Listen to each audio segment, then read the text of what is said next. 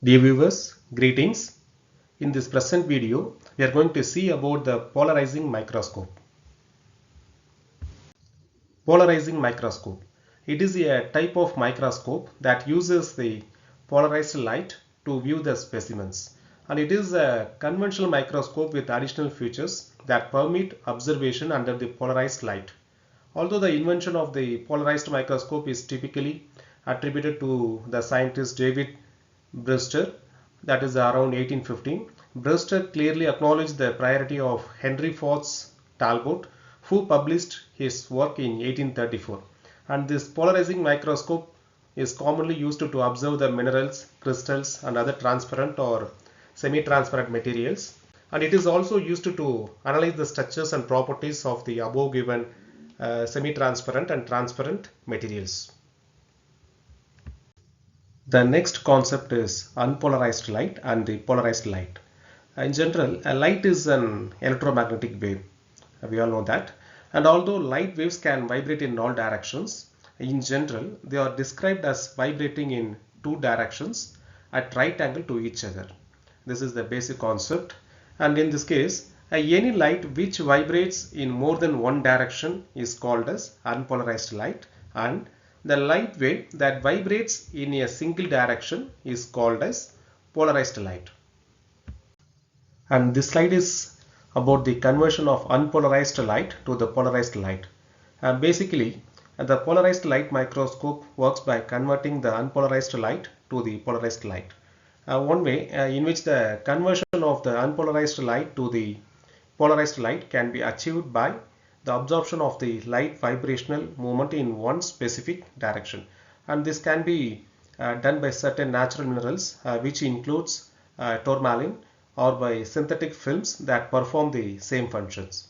And next, the polarized filters are the second thing, and it consists of tiny crystallites which are made up of iodoquinone sulfate, which are oriented in the same direction and embedded in a polymeric filter. This embedding is done to prevent the migration and change in the orientation of the crystals, and the device which selects the plane, that is the plane polarized plane from natural or unpolarized light, is called as polarizer. This is the image of the polarized microscope, and let's discuss the parts of the polarized microscope. This polarized microscope have 8 important parts. It includes the polarizing filters, circular rotating stage, strain-free objective, strain-free condenser, coarse focus tension adjustment, Bertrand lens, resolving nose piece, and finally eyepiece. The first part is the polarizing filters. Polarizing filters have the two important things. One is the polarizer and the second one is the analyzer. These two are the major components of the polarizing filters. Polarizing filters are the most critical part of the polarized light microscope, and there are usually two polarizing filters. One is the polarizer, second one is the analyzer. The polarizer is located below the specimen stage and can be rotated through 360 degree. And next, the polarizer helps to polarize the light which falls on the specimen. And the next part is the analyzer. The analyzer is placed above the objective and may be rotatable in some cases.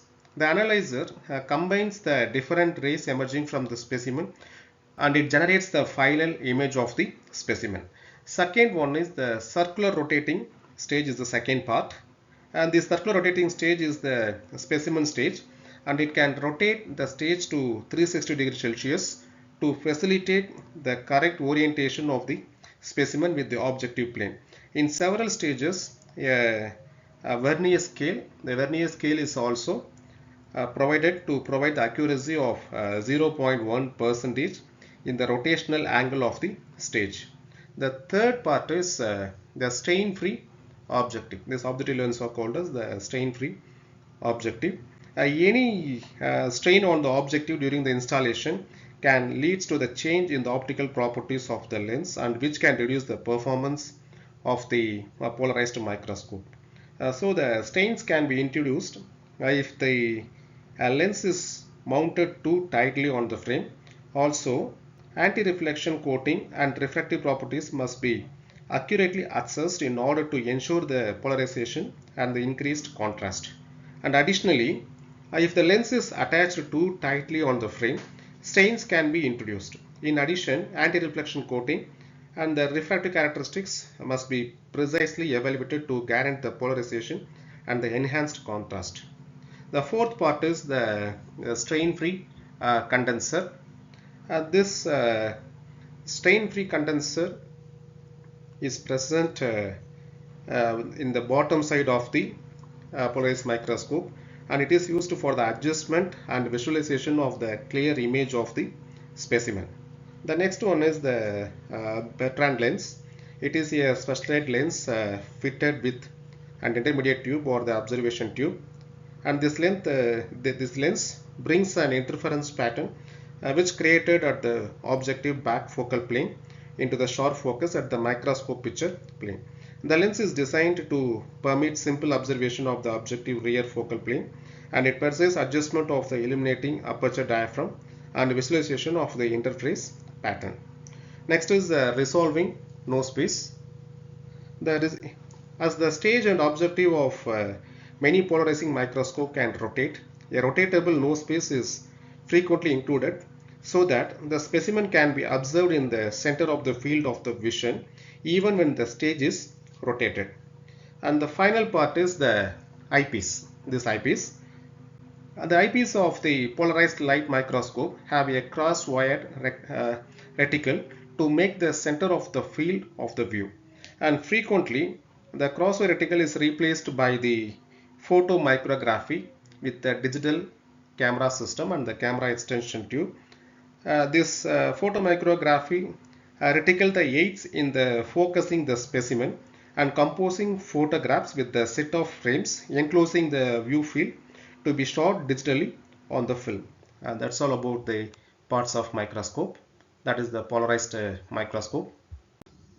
This slide shows the working principle of the polarized microscope. The light from the source passes through the polarizer and forms the plane polarized light. This red light is the plane polarized light, and the formed plane polarized light enters into the birefringent specimen and forms two rays. One is extraordinary ray. This blue ray is extraordinary ray. Second one is an ordinary ray. This red color ray is called as an ordinary ray. Both extraordinary ray and an ordinary ray combines and pass through the analyzer and forms a recombined light ray and results in the formation of the clear image of the specimen, and the specimen image formed will be observed with the help of this eyepiece. In some cases, we can also take the photograph by using this digital camera system. This is the working principle of the polarized microscope. Next is the difference between the polarized light microscope and the simple light microscope. The first difference is the polarized microscope has a polarizer and analyzer, but the simple light microscope does not have polarizer and analyzer. And the polarizer microscope works on the principle of the interference, but this simple light microscope works on the principle of the reflection and refraction. An optically anisotropic specimen called bifringent specimen is used for the polarized microscope, and for simple light microscope any specimen can be used. And in polarized microscope, colorful image is obtained due to the interference, and in simple light microscope, color of the image obtained is same as the color of the specimen. This is the difference between the polarized microscope and the simple light microscope. Next is applications of polarized microscope. This polarized microscope have an application in 5 major fields. The first field is mineralogy. In mineralogy, this microscope is used to identify and analyze the minerals, and it is also used to study the crystal structure, refractive index, and other properties of the minerals to identity. In material science, this polarized microscope is used to study the structure and properties of the transparent and semi-transparent materials, and it is used to analyze the microstructure of the materials such as fibers, films, and coatings It is also used to study the effect of the different processing techniques on the materials. And the third application is industrial inspection. In industrial inspection, this polarized microscope is used in industrial settings to inspect and analyze the materials for the quality control purposes, and it is used to detect the defects such as cracks, voids and inclusions in transparent or semi-transparent materials such as plastic, ceramics and glass. And in biological field, this polarized microscope is used to study the structure and properties of the biological specimens such as cells, tissues and organelles. It is used to analyze the organization and orientation of molecules within the cell, and it is used to study the effect of different treatments on the biological samples. And in geology or earth science, this polarized microscope is used to study the structure and properties of the rocks and minerals. And finally, it is used to identify the minerals, analyze the composition of the rocks, and study the effect of the different geological process on the materials. The next is advantages of polarized microscope. Polarized microscope have 5 major advantages. Among this, the first one is the high contrast. This polarized light microscope provide high contrast image of the transparent or semi-transparent materials and making it easier to see the small details and structures within the specimen. This is the first advantage. The second advantage is analysis of birefringence. This polarized light microscope can be used to analyze the birefringence of the materials. That is the ability of the material to split light into two different beams that vibrate in different planes. This can provide important information about the structure and property of the materials. The third one is non-destructive analysis. These polarizing microscopes do not require any preparations or sample preparations, and making them suitable for non-destructive analysis of the various materials. Fourth one is the versatility. These polarized light microscopes can be used to study a wide range of materials which includes minerals, crystals, fibers, films and biological specimens. And finally, the fifth advantage is the high precision rotating stage. The stage of this polarized microscope is spacious, pre-adjusted and has 45-degree click stops. These are all the advantages of the polarized microscope. And next is the like advantages. We also have some limitation for using this polarized microscope. There are 4 major limitations. One is limited to the transparent or semi-transparent materials. These polarizing microscopes are not effective at analyzing the opaque materials as they rely on the transmission of light through the specimens. The second limitation is complex to use.